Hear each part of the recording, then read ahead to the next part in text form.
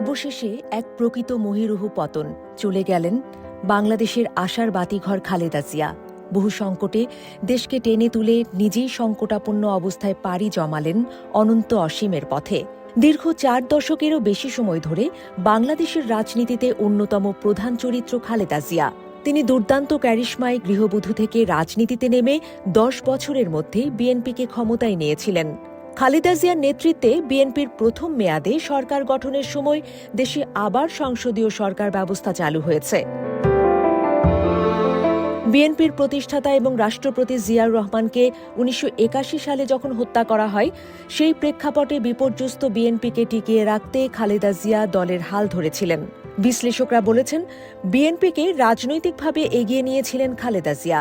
খালেদা জিয়া 36 বছর বয়সে স্বামীকে হারান। ছিলেন একজন সাধারণ গৃহবধূ। তারেক রহমান ও আরাফাত রহমান 2 সন্তানকে নিয়েই ছিল তার সংসার। স্বামীকে হারিয়ে অথৈ সমুদ্রে পড়া খালেদা জিয়াকেই পরিস্থিতি আর দেশপ্রেম বাধ্য করে রাজনীতিতে নামতে। পুতুল ডাকনাম ছাপিয়ে খালেদা খানম পেরিয়ে নিজ যোগ্যতায় বাংলাদেশের রাজনীতিতে নিজেকে খালেদা জিয়া হিসেবে প্রতিষ্ঠিত করার যাত্রাটা ছিল কঠিন। বিবিসি বাংলার প্রতিবেদনে বলা হয়েছে, তার বড় বোন সেলিমা ইসলামের মতে সে সময় খালেদা জিয়ার রাজনীতি নিয়ে কোনো চিন্তাই ছিল না।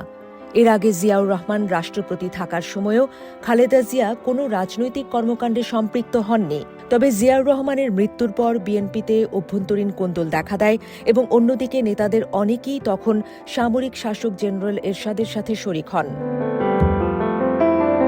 সব মিলিয়ে চরম বিপর্যয়ের মুখে পড়ে দলটি। সেই পরিস্থিতিতে খালেদা জিয়া বিএনপিতে যোগ দেন 1983 সালে। প্রথমে তিনি দলের ভাইস চেয়ারম্যান হন। এর পরের বছর 1984 সালের 10 মে বিএনপি চেয়ারপারসন নির্বাচিত হন খালেদা জিয়া। খালেদা জিয়া সেই 1982 সালে যখন বিএনপির নেতৃত্বে আসেন, তখন জেনারেল এরশাদের সামরিক শাসন চলছিল। সেই শাসনের বিরুদ্ধে 9 বছরের আন্দোলনের মধ্য দিয়েই তিনি রাজনীতিতে নিজের এবং দলের অবস্থান তৈরি করেন।